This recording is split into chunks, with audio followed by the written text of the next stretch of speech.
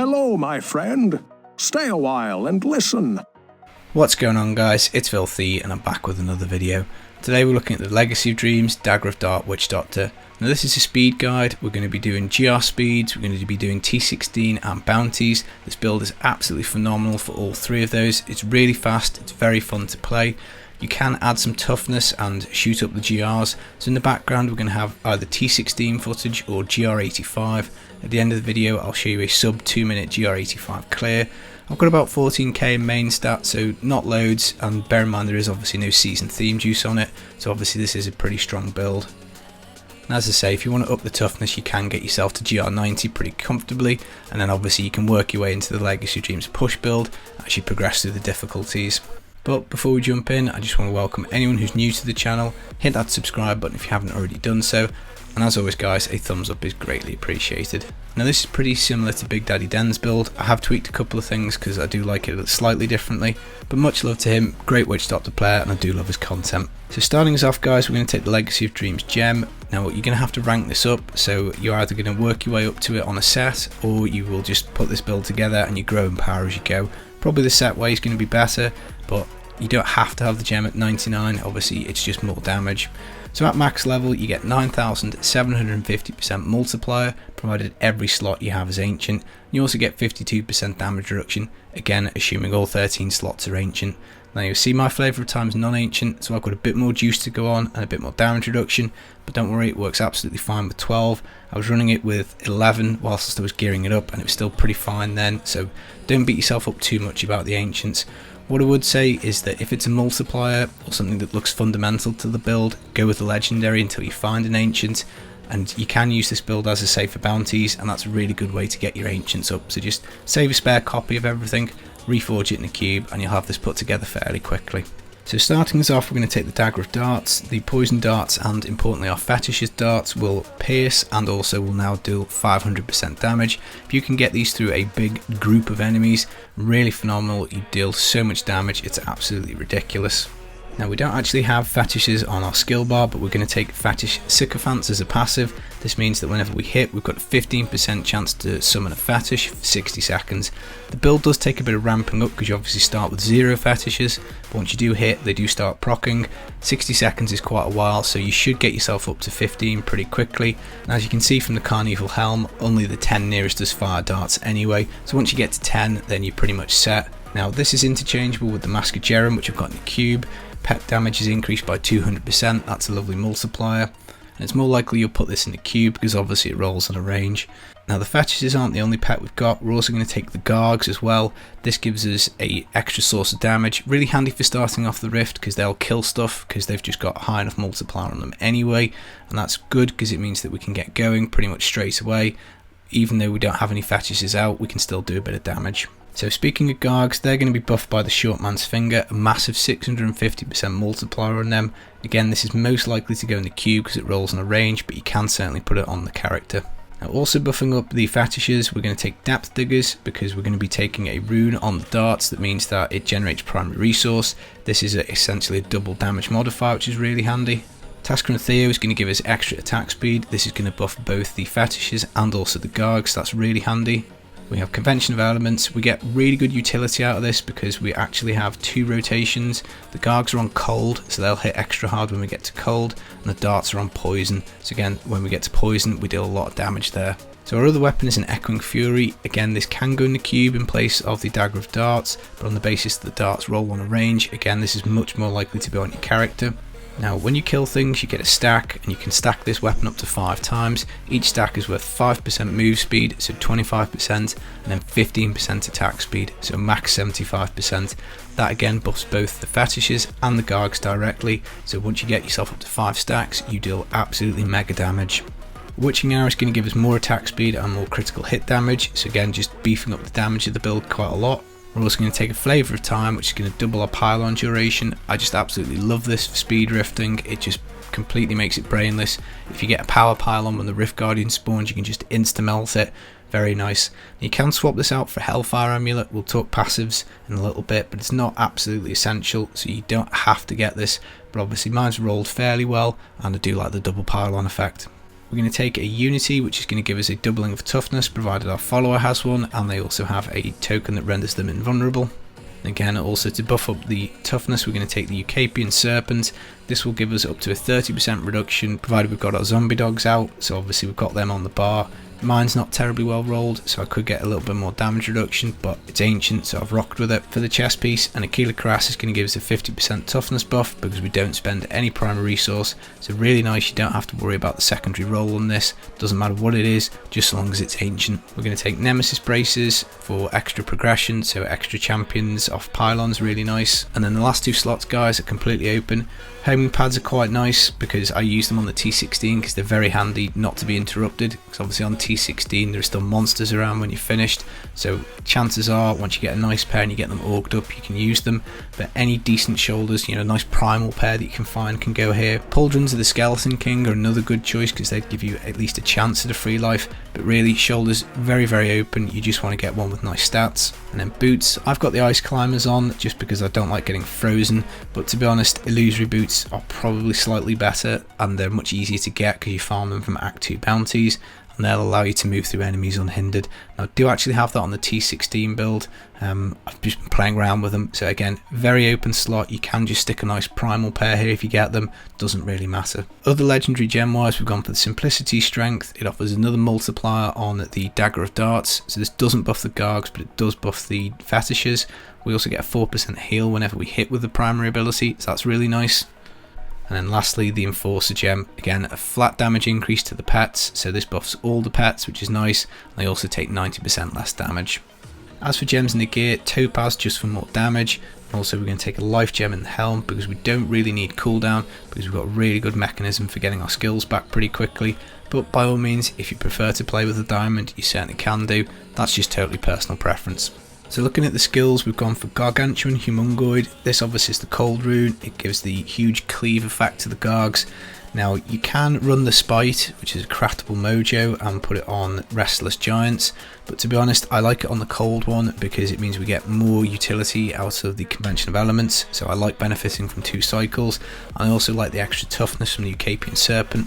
It does make the build a lot tankier, so that is very nice. Poison Dart, Spine Dart, we have to take this because we want to proc the Depth Diggers, so this is the rune that we're going to take. This is the damage dealer, so click the Gargs on right click as soon as you go in the rift. You don't need to recast them unless you really want to, and left click the enemies to death. Soul Harvest, Soul to Waste. Now this will stack whenever you hit enemies. You can get 5 stacks maximum, so we get 5% increased move speed for this, so that's 25%, which is really nice. We also get an extra 3% intelligence for every stack, you know, which isn't too shabby. Stalker Horrify, we've gone for this just to get the extra 20% move speed, so you can just pop this every 10 seconds for another 20% move speed. So I'll tend to try and mow enemies down, then pop this and get on my way. So again, just that little bit extra move speed is nice. Zombie Dogs, Leeching Beasts, these will give us life per hit, so it means that as we're razzing around between elites, they'll give us a little bit of a heal on the move. Whenever they hit something, it's like we get life per hit for that, so that's quite cool. And Spirit Walk Severance, this will allow us to leave our body for 2 seconds and get double move speed, so an extra 100%. Really nice for if you kill an enemy that's about to explode. It means you can just pop it, go in, grab the orbs, and you're not going to get exploded. The explosion will do no damage, so it's very nice. You don't have to wait, unlike a lot of other builds, until the explosion's gone. As for the passives, Pierce the Veil, we've got no mana spenders, so this is just an extra 20% damage, so that's really nice. So Grave Injustice, I think, is one of the best passives in the entire game. We get 1% of our maximum life, and also 1 second off our cooldowns when an enemy dies within 20 yards. This is why we want to be at point blank range, so toughness is important because we are going to be in the middle of a lot of stuff. But what this will do is it means that once you've murdered a load of enemies, you'll get Spirit Walk Severance back pretty much straight away. Again, all of your other abilities on cooldown, so your Horrify, your Soul Harvest, they'll be back up pretty much instantly, which is really nice. Spirit Vessel, this is the cheat death. You're going to take it because every so often you're going to get sucked into an explosion without Spirit Walk up, so you just don't want to be losing gem up, so I will always take it. And then the Fetishes we've gone over before. Now other passives wise, there's loads of other good choices. Confidence Ritual will give you an extra 25% damage. This would pair really well with Grave Injustice because again you want to be up close and personal. You can go for Swampland Attunement if you want a bit more toughness, that'll buff up your resistances. Jungle Fortitude will give you another 15% damage reduction, so that's quite handy. Fierce Loyalty will give you an extra 30% move speed and give you an extra zombie dog. Midnight Feast also will buff up your Gargs by 50% extra damage, so there's loads of different ways you can go. This is just the way that I've got it set up. So if you do rock a Hellfire, obviously you want one of the other passives mentioned, but there's plenty of passives you can choose that are really nice. So if you're struggling for toughness, guys, there are two pretty easy swaps you can put on the skills that will dump a bit of move speed but make you tougher. You can take Frightening Aspect on Horrify, that'll give you an extra 50% armor for 8 seconds, so whenever you pop it you get an armor boost. And again, Soul Harvest, you can swap the rune onto Languish and that'll give you an extra 10% armor, so when you get that up to 5 stacks, again it's another 50%. But I quite like the move speed and it's one of the reasons that makes the build so quick, so personally I like it this way, but you can switch it if you want. Now gear wise, another really easy swap if you want to make it tougher is Lacumba's Ornament Braces can go on. You will obviously lose the Nemesis Braces, so you're going to lose a fair bit of time off your rifts, but this will give you 30% damage reduction because you get 6% damage reduction for every Soul Harvest stack, and you got 5 of them. But we're just about tough enough, so I leave them out, but again, by all means you can do. So when you get into the rift, guys, you want to activate your Gargs and also your zombie dogs. Then what you're going to try and do is pump out some poison darts to get your sycophants up. You're also going to try and get your Soul Harvest stacks to 5 as soon as possible. Once you've killed enough enemies and you're about to move pack, you're going to cast Horrify, which is going to give you the move speed buff. You then move on to the next area of Juicy Trash or Elite and repeat the process. Now I would just pop Spirit Walk whenever you want to move anywhere, or if you're about to get hit with an explosion. Really nice skill, and you shouldn't really have to touch anything else. So left click to do the damage, and then you're going to use Spirit Walk to get about. Make sure you keep your Soul Harvest stacks at 5, and then Horrify for a bit more move speed whenever you feel like. So in terms of stats, you want attack speed pretty much everywhere you can get it. I've got cooldown on my weapon. I think I've been using this for another character, so that really should be there. But other than that, you want attack speed absolutely everywhere you can get it. You don't really need cooldown at all because of your Grave Injustice, so just focus on your crits, attack speed, main stat, a little bit of area damage here and there is going to be absolutely fine as well. Element of choice is going to be poison for both your braces and amulet, but cold isn't the end of the world. It will at least buff the Gargs, but try and get poison if you can. So for T16 we're going to be immortal because we're going to take a gold wrap belt and also we're going to take a boon of the Hoarder.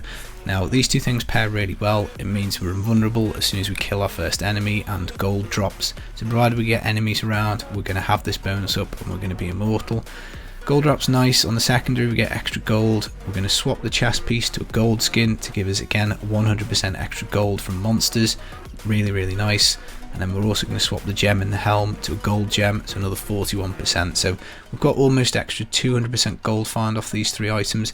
Makes it really handy, pairs very well with Boon of the Hoarder, and it means that we can get loads of gold to empower rifts. And obviously we can afford to drop the toughness because the gold wrap makes us immortal. So again, because we don't need the toughness, we're going to drop the unity and we're going to go for the Ring of Larceny. This will give us up to 60% move speed for 4 seconds after we fear an enemy. So that's great because it pairs really well with the Echoing Fury, because that's got a chance to fear as a secondary, but also we've got Horrify, so whenever we activate this it causes a fear and that means we can run really quickly. Now we don't want to take the Avarice Band because the jewellery slots, I still like the Garg buff and I still like the Convention of Elements, so we go for Thing of the Deep, which is going to act like a kind of mini Avarice Band.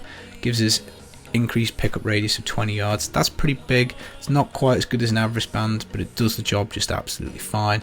It also means probably to start off with it's a little better than the Avarice Band because this radius is just there the whole time, so if you Garg kill something a little far away it just instantly picks up the gold for you, so quite nice. But other than that, the build's the same, and as I say, we get a bit more utility out of the homing pads in this one.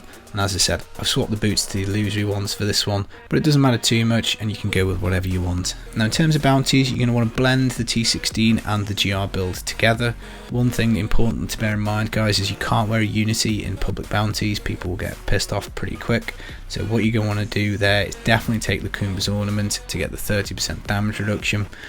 Other than that, if you're going to not kill the boss, I would go very close to the T16 build and just use the gold wrap for toughness and just razz about and let somebody else on the team kill the boss.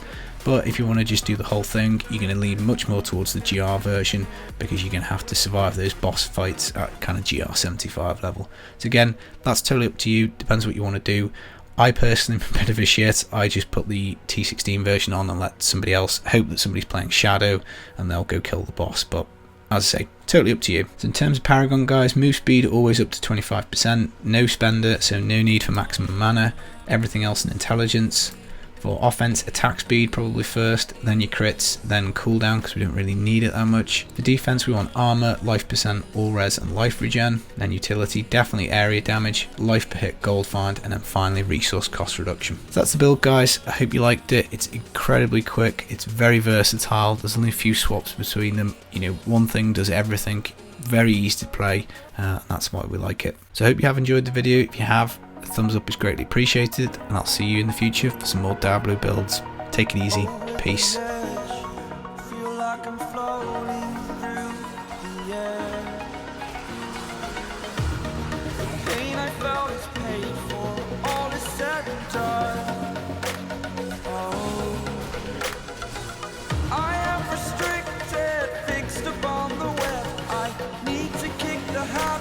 My mind is breathing in. Break out, I've got to see. Spent all my life holding all of it closely.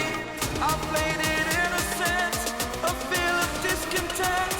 I'm finally facing it all, fearless.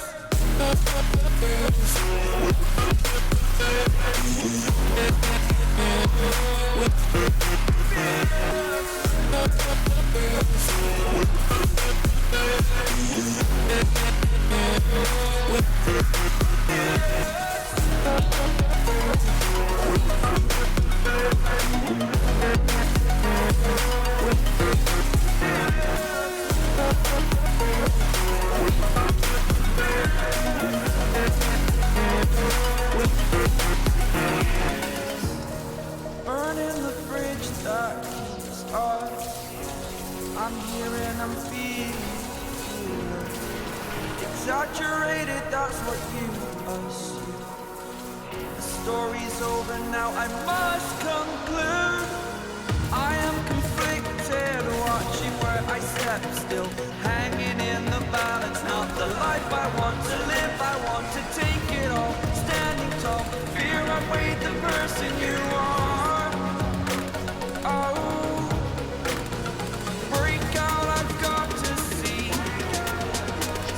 Spent all my life holding all of it closely. I played it innocent, a feel of discontent. I'm finally facing it all, fearless. Fearless.